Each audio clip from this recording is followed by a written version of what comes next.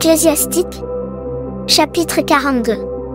Ayez honte de répéter ce que vous avez entendu et de découvrir des secrets.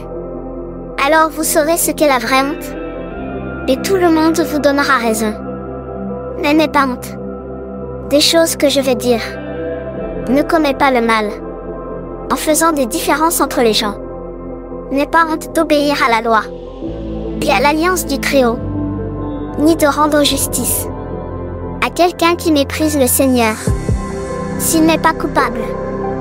N'aie pas honte de tenir des comptes avec un ami ou un compagnon de voyage, ni de partager ton héritage avec d'autres.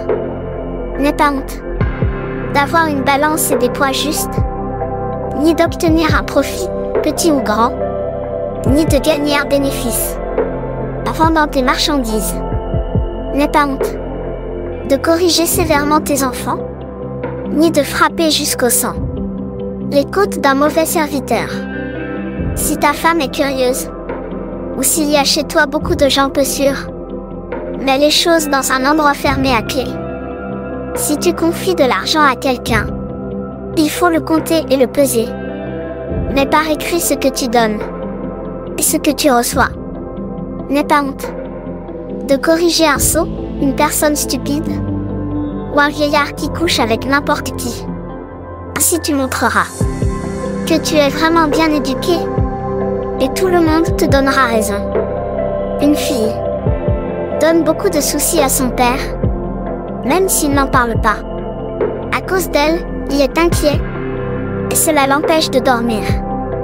Quand elle est jeune, il a peur qu'elle dépasse l'âge de se marier. Quand elle est mariée, il a peur que son mari la déteste.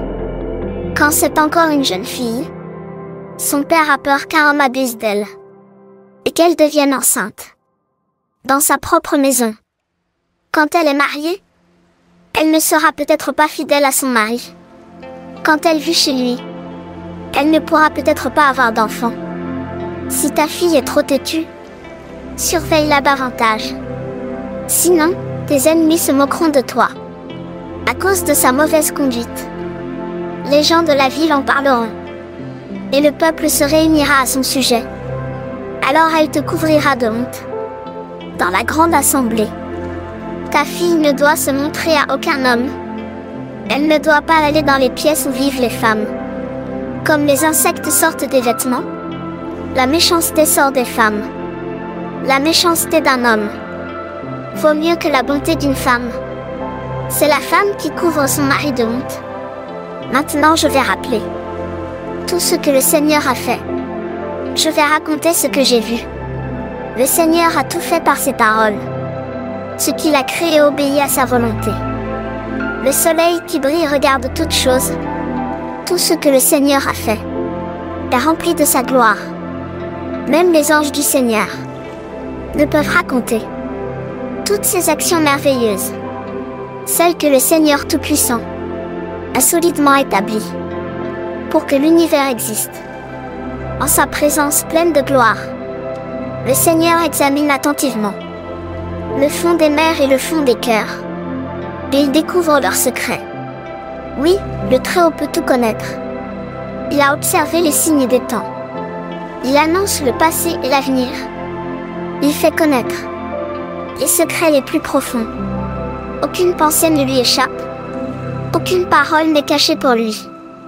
Le Seigneur a établi avec ordre les grandes choses que sa sagesse avait prévues.